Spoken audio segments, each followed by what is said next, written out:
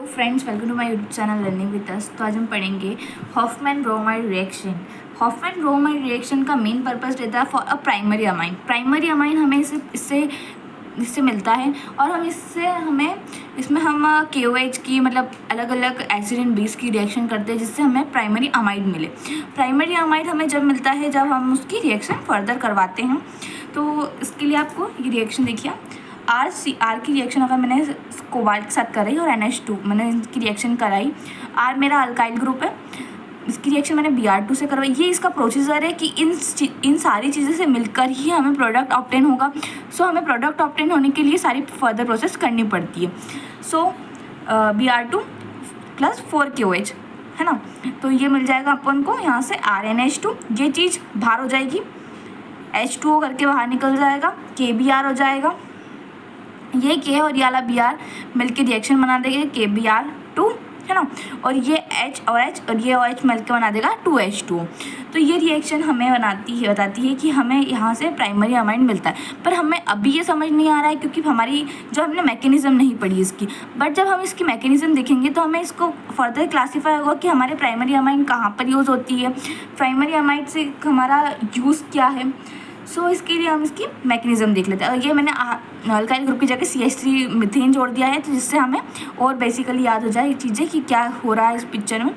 ठीक है, सो इसकी मैकेनिज़्म देख लेते हैं। अगर मैकेनिज़्म हमें इसी जाननी है तो हमारी इसकी फर्स्ट स्टेप होती है रिएक्शन विद KOH से करवाते हैं। अगर हम रिएक्शन इसकी KOH से करवाते हैं अल्काइल ग्रुप की, तो अल्काइल ग्रुप की हमने रिएक्शन कराई KOH से, तो हमें यहाँ पर ये एक एटम इसका रिलीज़ कर देता है। तो ये एटम एक रिलीज़ करने पर यहाँ पर एक नेगेटिव साइन जुड़ जाता है।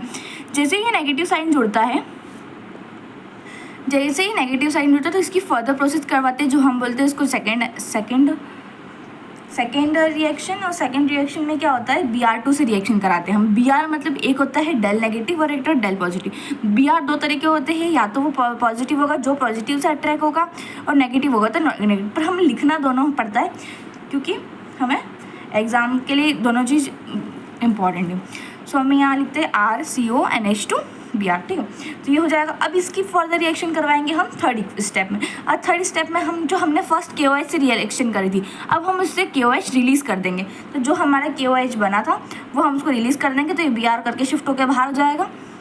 देन लास्ट फिर हम क्या करेंगे, इसका रीअरेंजमेंट करा देंगे। जिसका रीअरेंजमेंट करवाने के बाद हमें कुछ ऐसी मैकेनिज़्म मिल जाएगी जिससे हम इजीली हमारा प्राइमरी अमाइन हमको मिल जाएगा।